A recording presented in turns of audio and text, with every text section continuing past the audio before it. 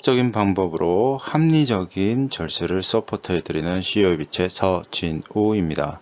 오늘은 2022년 부동산 세제 개편에 대해서 알아보도록 하겠습니다.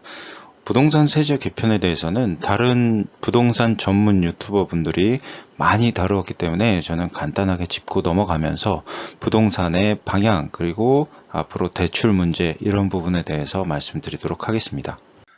부동산 어떻게 바뀌나 제일 큰 부분은 세부담 상한 조정이 있겠고요. 그리고 종부세 기본 공제 금액 상향, 그리고 1세대 1주택자 종부세 특별 공제 도입, 그리고 고령자, 장기 보유자 종합부동산세 납부 유예 도입, 그리고 일시적 주택자에 대한 혜택, 그리고 주택 임대소득 과세 고가주택 기준 인상이 된다. 그리고 소형주택 임대사업자 세액 감면 연장.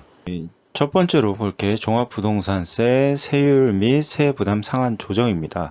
그래서 예전에는 2주택, 3주택자에 대해서 세율이 이렇게 누진처럼 부과가 됐었죠. 그런데 이거를 하나로 통일을 시켰습니다. 통일을 시켜서 3억 원부터 94억 원 초과까지. 그래서 토탈 금액에 대해서 그러니까 예를 들어서 3억 원짜리가 세 채 있었다 라고 했을 때는 예전에는 2.2%죠. 그러니까 3억이 세 채니까 9억이고 3주택 이상이니까 2.2%에 대해서 종부세를 납부를 했다. 그런데 지금 바뀌는 법은 3억 원이 세 채니까 총 9억이지 않습니까? 그러면 이 구간에 속합니다. 그래서 9억에 대해서 1%, 그러니까 2.2%에서 1%로 세율이 낮아진다. 소액 투자자를 보호하겠다라는 건지 잘 모르겠습니다. 그리고 부자 감세로 요즘 논란이 많죠. 그래서 이 부분에 대해서는 아마도 조금은 조정이 있지 않을까라고 생각을 합니다. 두 번째는 주택분 종합부동산세 세부담 상한 조정입니다.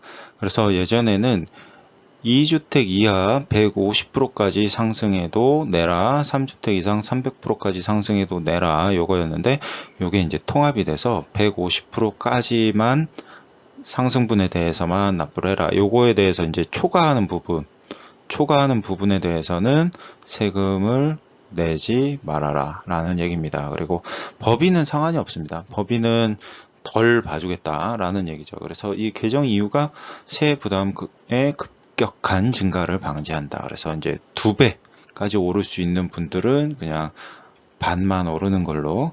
자, 주택분 종합부동산세 기본 공제금액 상향입니다. 이 부분은 이제 은퇴하신 분들, 은퇴자분들 같은 경우에는 사실 좀 약간 억울할 수 있었던 부분이죠. 그래서 갑자기 공시가가 이렇게 막 상승을 하기 때문에 갑자기 내가 2억짜리 집이었는데 갑자기 10억이 되고 막 이런 사태가 벌어지고 있으니까. 그래서 기존에는 6억 원에서 9억 원까지 상향을 시켜준다라는 거고, 1세대 1주택자는 11억 원에서 1억을 늘려줍니다. 1억을 늘려줘요. 그래서 기본 공제 금액이 상향이 된다. 그래서 기본 공제 금액을 빼고 나머지 부분에 대해서 종부세를 납부를 하는 겁니다. 그리고 법인은 아직도 그냥 법인은 집 사지 말아라 라는 얘기죠. 투자하지 말아라, 쓸데없이. 그래서 그냥 일반 기본 공제 금액을 그냥 아예 딱 정해놓고 고가 주택이든 뭐든 상관없이 그냥 통일을 해버린다. 그리고 1세대 1주택자 종부세 특별공제 도입이 됩니다. 특별공제는 기본 공제 금액에서 플러스 3억 원을 추가로 공제를 해준다. 그런데 여기 보시면 의원 입법안으로 8월 임시국회에서 논의 추진한다. 이제 8월 달이죠. 지금 논의를 하게 된다. 공시가격이 이제 계속 상승을 하지 않습니까? 물론 공시가격이 있는 나라는 대한민국밖에 없어요. 다른 나라들은 다 시가로 세금을 부과를 합니다. 그런데 공시가격이 이제 계속 상승을 하게 되니까 1세대 1주택자에 대해서는 세부담 증가를 좀 완화를 시켜줘야 된다. 당연한 얘기죠. 1세대 1주택자라는 거는 기본적으로 진짜 실거주의 목적이 강할 거예요. 그렇기 때문에 실거주하시는 분들에 대해서는 세액 부담을 조금 줄여주겠다라는 취지입니다. 요거는 굉장히 좋게 바뀌는 것 같아요.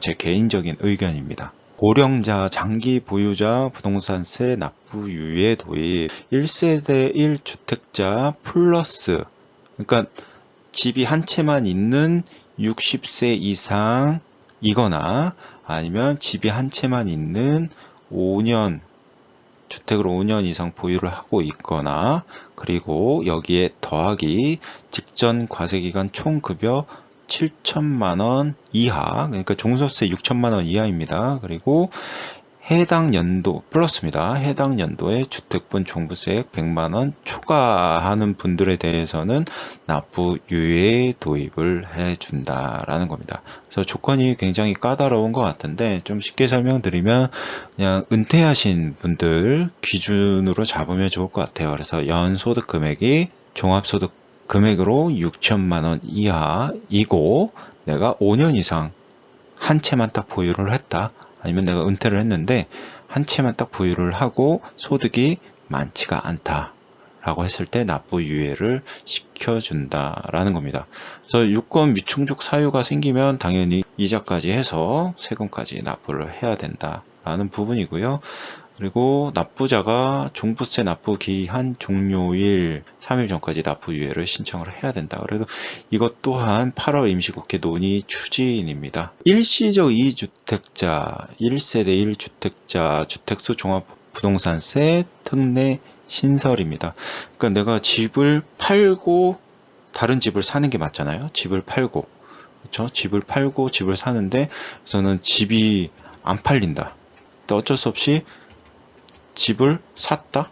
원래 이제 요걸 사면서 요거를 이제 팔고 이렇게 들어와야 되는데 집을 샀는데 집이 안 팔려요. 그럴 경우에는 일시적 2주택자의 부동산세를 특례를 해주겠다. 그리고 갑자기 내가 한 채의 집을 보유하고 있는데 상속분에 의해서 이 집을 보유하게 됐다. 이 과정에서도 종부세를 특례해 주겠다. 그리고 지방의 저가주택 1세대 1주택자 다른 유튜버 방송에서도 많이 말씀을 했지만 3억 이하는 이제 집으로도 안 본다라는 얘기예요. 그래서 지방 저가주택. 근데 지방도 계속 인구가 줄고 있죠. 그래서 앞으로 투자하시는 분들은 조금 조심하셔야 된다라는 부분입니다. 자, 주택임대소득 과세 고가주택 기준 인상, 그러니까 9억 원, 기준 시가가 9억 원 초과였을 때 주택임대소득 과세를 했는데 요 기준 시가가 12억 원으로 초과했다. 네, 이게 이제 시행이 된다라고 하면 굉장히 많은 다주택자 분들이 혜택을 받지 않을까. 집값이 계속 하락하고 있죠. 집값이 계속 하락한다는 것은 대한민국의 문제가 아니고 전 세계의 인플레이션 문제도 있고, 그리고 유가가 지금 쭉 올랐다가 조금 내려오고 있죠. 그런데 경기 침체에 들어가죠. 물론 이 부분까지 제가 설명을 드리면 굉장히 복잡해요. 물론 이제 대표님들을 만나 뵙게 되면은 항상 제가 이 경기 침체에 대해서 좀 말씀을 드리긴 하는데 여러 가지 문제가 있죠. 그래서 경기 침체와 인플레 이것들이 합쳐지면서 주택 가격은 하향된다. 예, 그래서 이 부분 관련해서도 좀 고민을 많이 하시고 집을 구입하셨으면 좋겠습니다. 자, 소형주택 임대사업자 세액 감면 연장. 요거는 계속 이제 2022년 올해 12월에 끝나는 건데 25년 12월까지 연장을 해준다라는 겁니다. 그리고 여기 보시면 대상은 등록 임대사업자의 소형주택 85제곱 그리고 6억 원 이하에 대해서 임대소득에 대해서 세액 감면을 해주는데 이 부분을 25년까지 연장을 해준다라는 거고 조건은 딱 하나입니다. 연 증가율이 5% 이내입니다. 전세금이든 월세든 5% 이내로 연장을 해줍니다. 여기서 알고 계셔야 되는 부분이 뭐냐면 월세 5%라고 했을 때 월세액의 5%가 아니에요. 그래서 임대인들, 임차인들 입장이 서로 조금씩 달라지는 게 요겁니다. 부동산 조세 회피 강화에 대해서 말씀을 드리겠습니다. 핵심만 딱 찍어서 말씀을 드리면, 내가 배우자한테 주택을 증여하고 5년이 지나면 취득가액을 증여가액으로 인정을 해줬는데 이게 10년으로 늘어난다 라는 겁니다. 증여일로부터 5년 이내에 양도를 하게 되면 취득가액을 애초에 가지고 있던 분의 취득가로 본다 라는 거였는데 이게 이제 10년으로 늘어나는 거죠. 그리고 똑같아요. 배우자 및 직계 존비속을 제외한 특수관계자, 그러니까 소득세법상 특수관계자는 모두 5년에서 10년으로 늘어난다. 그래서 많은 분들이 부동산은 5년에서 10년으로 늘어나니까 올해 안에 증여를 해라. 그렇죠? 올해 안에 증여를 해라. 요거는 바뀔 것 같아요. 특수관계자 간의 증여를 통해서 양도세를 적게 내는 거를 방지를 하겠다. 그래서 요것 때문에 지금 말이 많죠. 그래서 부동산에 대해서 세금을 절세하려고 생각을 하고 계셨던 분들은 빨리 올해 안에 증여를 끝내셔라 라고 말씀드리겠습니다. 제가 오늘 중요하게 말씀드리고 싶은 건 요겁니다. 부동산이 금리에 대해서 영향을 굉장히 많이 받죠. 지금 미국이 대한민국보다 금리가 높아졌어요. 자이언트 스텝을 계속 밟았기 때문에. 그러면 대한민국도 외화가 빠져나가기 때문에 금리를 인상할 수밖에 없습니다. 그런데 중요한 게 요 바젤 3라는 겁니다. 부동산 관련해서 영상을 보시는 대표님들, 그리고 개인 사업자분들, 임대 사업자분들, 이거 다 알고 계실 거예요. 알고 계시는데 굉장히 이 부분에 대해서 생각을 많이 안 한다. 왜? 2012년 이후에 바젤3가 도입이 되어 전 세계적으로 도입이 되는데 대한민국은 2013년 12월부터 국내은행에 도입이 됐죠. 그런데 이때 무슨 일이 있었냐? 대출 규제를 했었어야 되는데 대출 완화를 해버립니다. 정부에서. 이명박 전 대통령, 박근혜 전 대통령 정부까지 해서 계속 대출을 완화를 했죠. 그렇기 때문에 대한민국의 부동산이 거품이 심하게 꼈죠. 그런데 이 바젤3는 뭐냐면 쉽게 설명드릴게요. 은행이 망하면 안 된다. 은행이 두 가지가 있죠. 일반 은행이 있고 투자은행이 있어요. 이것까지 설명드리면 뭐 복잡하지만 대한민국 기준으로 보면 일반 은행은 뭐 그냥 우리가 흔히 쓰는 뭐 국민, 신한, 뭐 이런 하나, 기업 이런 은행이 되겠고요. 투자은행은 증권사를 말해요. 대한민국 기준으로 보면요. 그런데 흔하게 이제 외국에서 크게 망했던 투자은행이 있죠. 리먼. 그렇죠? 그래서 이런 기준들이 없었기 때문에 대출을 막 해주는 거예요. 예전에는 그냥 강아지 데리고 가서 대출하고 막 그랬었죠. 이런 부분 은행이 망하면 안 된다라고 해서 은행의 자본 비율을 늘려라. 그렇기 때문에 대출을 계속 쪼여야 된다라는 거예요. 그런데 지금 이제 바젤 3를 슬슬 이제 하고 있고, 뭐가 있냐? DSR. 요게 있죠. DSR 기준 40%. 우리가 LTV를 80%로 풀어준다, 뭐 한다라고 해도 개인 대출인 DSR이 다 걸려서 대출이 안 돼요. 그런데 이거를 정부에서 뭘 했냐? 대부분 주택 담보대출은 20년, 30년이죠. 근데 얘를 50년으로 늘려버립니다. 그러니까 DSR 기준이 충족이 될 수가 있다.